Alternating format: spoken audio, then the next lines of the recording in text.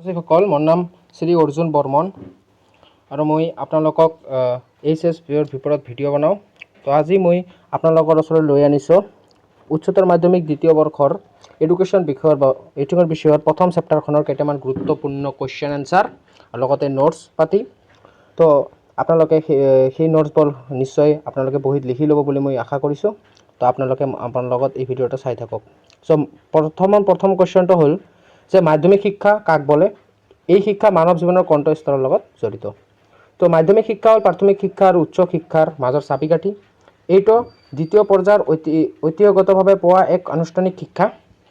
প্ৰায় 11 বছৰৰ পৰা 13 বছৰলৈ এই শিক্ষা আৰম্ভ হয় আৰু সাধাৰণতে 15 বছৰৰ পৰা 18 বছৰলৈ এই বয়সত এই শিক্ষা শেষ হয়। তো মাধ্যমিক শিক্ষা কাক বোলে? আমি সকলোৱে জানো যে মাধ্যমিক শিক্ষা হ'ল কি প্ৰাথমিক শিক্ষা আৰু উচ্চ শিক্ষাৰ মাজৰ এটা চাবিকাঠি বা মূল বিন্দু।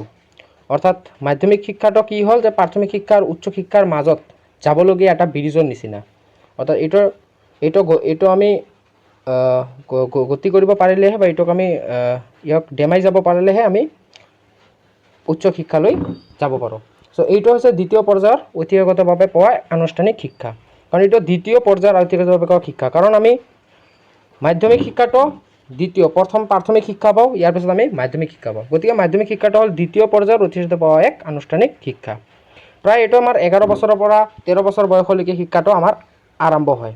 অৰ্থাৎ 11 বছৰ বয়স বা 13 বছৰ বয়সৰ ভিতৰত আমাৰ শিক্ষাটো আৰম্ভ হৈ যায় মাধ্যমিক শিক্ষা। অৰ্থাৎ 9, 10, 11, 12 এইবিলাক আমাৰ মাধ্যমিক শিক্ষাৰ স্তৰত পৰে। আৰু সাধাৰণতে 15 পৰা 18 বছৰ বয়সত এই শিক্ষা শেষ হৈ যায়।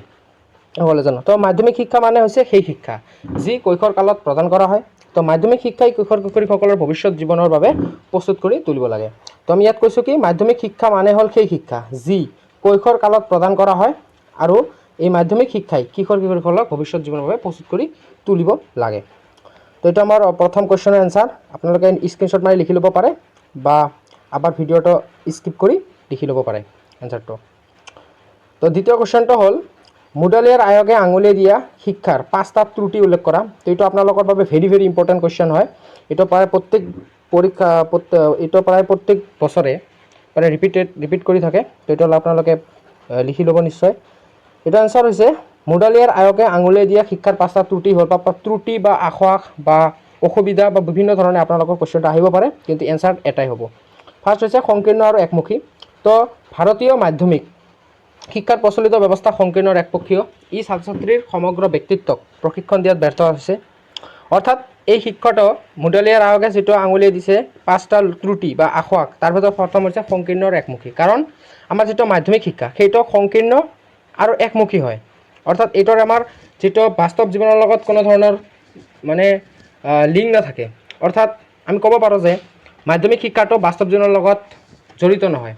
এই শিক্ষাটো এটা সংকীৰ্ণ শিক্ষা আৰু এটা একমুখী শিক্ষা। অৰ্থাৎ ইয়াক ছাত্ৰ ছাত্ৰীসকলৰ ব্যক্তিত্ব বিকাশৰ বাবে শিক্ষা দিয়া নহয়, বৰঞ্চ কেৱল পুথিগত আৰু যান্ত্ৰিক শিক্ষা প্ৰদান কৰা হয়।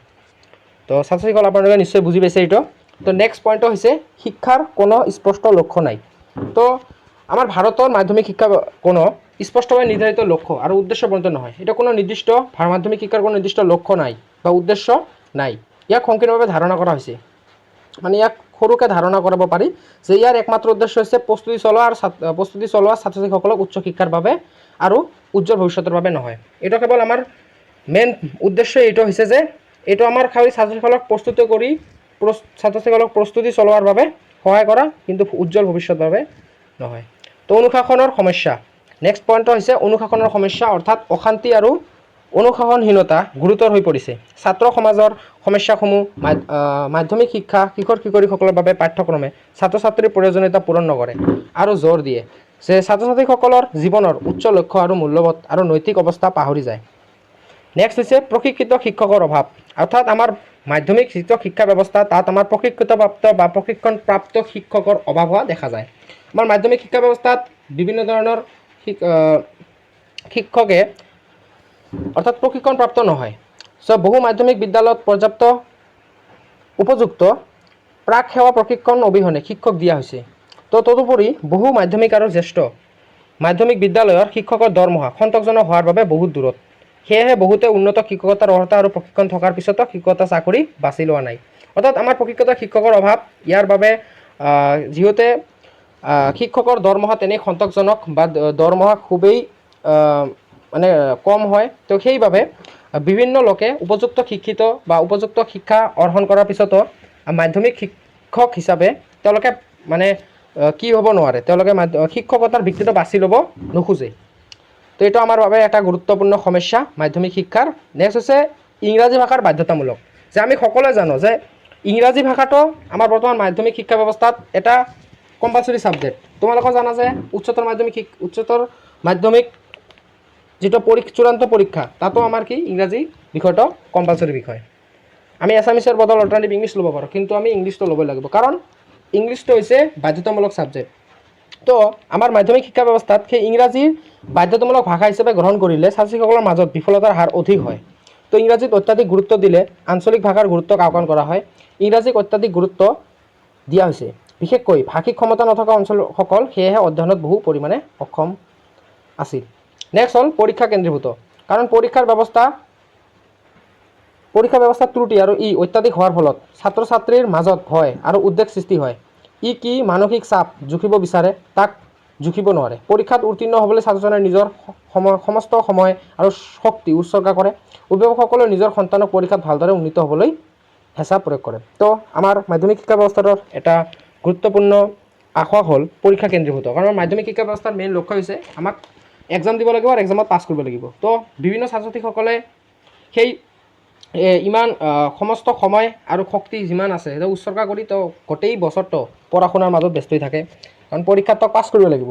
কিন্তু অভিভাৱকসকলেও নিজৰ সন্তানক বহুতো মানসিক চাপ প্ৰদান কৰে তেওঁক মানে ভালদৰে উত্তীৰ্ণ হ'বলৈ। তো ইয়াৰ বাবে আমি ক'ব পাৰোঁ যে মাধ্যমিক শিক্ষাৰ এইটো এটা গুৰুত্বপূৰ্ণ সমস্যা, কাৰণ ইয়াত পৰীক্ষাৰ ওপৰত বেছিকৈ গুৰুত্ব দিয়া হয়। নেক্সট আপোনালোকৰ এটা গুৰুত্বপূৰ্ণ কুৱেশ্যন যিটো প্ৰায় 2025 বৰ্ষৰ যিটো HS এক্সাম আছে তাত আহিব পাৰে। এইটো হৈছে নৱোদয় বিদ্যালয় কি, 2 মাৰ্কৰ বাবে এইটো আহিব পাৰে। তো আপোনালোকে চাব এনচাৰটো মই লিখিব দিছোঁ। নৱোদয় বিদ্যালয় কি, এনচাৰটো হৈছে 1986 চনৰ ৰাষ্ট্ৰীয় শিক্ষানীতিৰ এটা মূল্যৱান প্ৰস্তাৱ আছিল নৱোদয় বিদ্যালয়ৰ প্ৰতিষ্ঠা। শিক্ষানীতিত কোৱা হৈছিল যে বিশেষ অৰ্হতা সম্পন্ন ল'ৰা ছোৱালীৰ শৈক্ষিক চাহিদা পূৰণ কৰিব পৰাকৈ সপ্তম পঞ্চবাৰ্ষিক পৰিকল্পনাৰ ভিতৰতে ভাৰতবৰ্ষৰ প্ৰতিখন জিলাতে একোখনকৈ নৱোদয় বিদ্যালয় স্থাপন কৰা হ'ব। পিতৃ মাতৃৰ অৰ্থ সামাজিক স্থিতি অৰ্থাৎ তেওঁলোকৰ মাচুল দিব পৰা সমৰ্থ যিয়েই নহওক কিয় লাগিলে নৱোদয় বিদ্যালয়ত তেওঁলোকৰ প্ৰতিভা এই বিকাশত 75% আসন গাঁও অঞ্চলৰ ল'ৰা ছোৱালীৰ বাবে সুৰক্ষিত কৰা হ'ব। তদুপৰি জিলাখনত অনুসূচিত জাতি আৰু অনুসূচিত জনজাতিৰ বাবে লোকৰ সংখ্যা অনুপাতে নৱোদয় বিদ্যালয়ত এই 2 শ্ৰেণীৰ লোকৰ ল'ৰা ছোৱালীৰ বাবে আসন সংৰক্ষিত হ'ব। প্ৰচেষ্টা চলোৱা হয় যাতে নৱোদয় বিদ্যালয়ত এই 2 শ্ৰেণীৰ লোকৰ ল'ৰা ছোৱালী হয়। নৱোদয় বিদ্যালয়ত ছাত্ৰ ছাত্ৰীসকলৰ তৃতীয়াংশ ছোৱালী হয়। তো নৱোদয় বিদ্যালয় কি, এটা কুৱেশ্যন বহুত ইম্পৰ্টেণ্ট। তো আমি সকলোৱে জানো নৱোদয় বিদ্যালয় কি, যে 1986 চনত যে ৰাষ্ট্ৰীয় শিক্ষানীতি আছে সেই ৰাষ্ট্ৰীয় শিক্ষানীতি এটা গুৰুত্বপূৰ্ণ প্ৰস্তাৱে আছিল নৱোদয় বিদ্যালয় স্থাপন। অৰ্থাৎ নৱোদয় বিদ্যালয় স্থাপন কৰাৰ ইয়াৰ মেইন লক্ষ্যটো হ'ল যে ভাৰতত কিছুমান প্ৰতিভাসম্পন্ন ল'ৰা ছোৱালী আছে, তেওঁলোকে উপযুক্ত অৰ্হতা আছে, তেওঁলোকৰ বহুত প্ৰতিভা থকাৰ পিছতো তেওঁলোকে ভালদৰে পঢ়াৰ সুযোগ নাপায়। তো তেওঁলোকৰ বাবে চৰকাৰে বিনামূলীয়া খোৱা, বিনামূলীয়া থকাৰ ব্যৱস্থা কৰাৰ লগতে তেওঁলোকক বিনামূলীয়া পাঠ্যক্ৰম প্ৰদানৰ কাৰণে তেওঁলোকক নৱোদয় বিদ্যালয় স্থাপনৰ এটা গুৰুত্ব প্ৰদান কৰিছে। ইয়াৰ জৰিয়তে ভাৰতৰ প্ৰতিখন জিলাতে একোখনকৈ নৱোদয় বিদ্যালয় আছে, য'ত ছাত্ৰীসকলে বিনামূলীয়াকৈ খোৱা লোৱা থকাৰ উপৰিও তেওঁলোকে পঢ়িব পাৰে। আৰু ইয়াৰ বাবে আমাৰ ৰিজাৰ্ভেশ্যন কৰা হৈছে যে ST আৰু SC জনজাতিৰ লোকৰ ছাত্ৰ ছাত্ৰীসকলে বেছিকৈ ইয়াত মানে জড়িত হৈ থাকে। ইয়াত যে 75% আসন গাঁও অঞ্চললৈ সুৰক্ষিত কৰা আছে। তো এইখিনি আপোনালোকে লিখিলে হৈ যাব। ইয়াৰ আৰু নেক্সট এটা ইম্পৰ্টেণ্ট কুৱেশ্যন হৈছে অপাৰেশ্যন ব্লেকবৰ্ড কি। তো এটা কুৱেশ্যনৰ এনচাৰ হৈছে প্ৰাথমিক শিক্ষাৰ গুণমান উন্নত কৰি তোলাৰ দিশত জাতীয় শিক্ষানীতিয়ে গুৰুত্বপূৰ্ণ সিদ্ধান্ত গ্ৰহণ কৰে। ইয়াৰ বাবে গ্ৰহণ কৰা ক্ৰিয়া আঁচনিক সাংকেতিকভাৱে কৃষ্ণফুলী আঁচনি বা অপাৰেশ্যন ব্লেকবৰ্ড নামেৰে অভিহিত কৰা হয়। ইয়াৰ যোগেদি স্কুলৰ বৈষয়িক অৱস্থাৰ উন্নতি কৰি তোলাৰ আঁচনি গ্ৰহণ কৰা হয়। সেইমতে এজনীয়া শিক্ষকৰ ব্যৱস্থা তুলি দি প্ৰতিখন স্কুলতে কমেও 2জন শিক্ষক নিযুক্তি দিয়াৰ ব্যৱস্থা কৰা হয়। ইয়াৰ এগৰাকী মহিলা শিক্ষক হ'ব লাগে। প্ৰতিখন স্কুলৰে শিক্ষাৰ ন্যূনতম সা সুবিধাখিনি প্ৰদান কৰিব লাগে। ইয়াৰ ভিতৰত স্কুল ঘৰ নিৰ্মাণ, আহল বহল শ্ৰেণীকোঠা আৰু শিক্ষাদানৰ সা সঁজুলি যেনে ব্লেকবৰ্ড, মেপ, চাৰ্ট, পুতলা আদি প্ৰদান এই কৃষ্ণফুলীৰ আঁচনি অন্তৰ্ভুক্ত কৰা হয়। তো এইখিনি লিখিলে আপোনাৰ হৈ যাব। আপোনালোকে এইখিনি নোট তুলিবলৈ আপোনালোকে এইটো স্ক্ৰীনশ্বট মাৰি ল'ব পাৰে, নাইবা আপোনালোকে এইটো ভিডিঅ'টো স্কিপ কৰি লিখি ল'ব পাৰে। তো আজিৰ কাৰণে এইখিনিয়ে। আপোনালোকক যদি নোটছটো লাগে তেতিয়াহ'লে আপোনালোকে প্লিজ কমেণ্ট কৰিব, মই নোটছটো আপোনালোকক PDF দিবলৈ চেষ্টা কৰিম। আজি লাগে তাহলে মোৰ তলত কণ্টেক্ট নম্বৰ দিয়া আছে বা ইনষ্টাগ্ৰাম ID টো ফ'ল' কৰিব পাৰে। আৰু মোৰ ফেচবুকত ফ'ল' কৰি দিব পাৰে। তো ফ'ল' কৰিলে তাতে মই PDFখিনি দি দিম আপোনালোকক। তো আজিৰ কাৰণে ইমানেই, ধন্যবাদ। আৰু আগন্তুক দিনলৈকে এনেদৰে আপোনালোকে নোটছৰ ভিডিঅ' বা আপোনালোকে এই বিষয়ৰ উপৰিও এডুকেশ্যন, জিঅ'গ্ৰাফী, পলিটিকেল, ইংলিছ ইত্যাদি সকলো বিষয়ৰ নোটছ পাতি আমাৰ এই চেনেলত উপলব্ধ আছে, আপোনাৰ এই চেনেলত পাব। তো আপোনালোকে নিশ্চয় আমাৰ এই চেনেলটো ছাবস্ক্ৰাইব কৰি দিব আৰু লগতে বেল আইকনটো দবাই দিব। তো আজিলৈকে এইখিনি, ধন্যবাদ।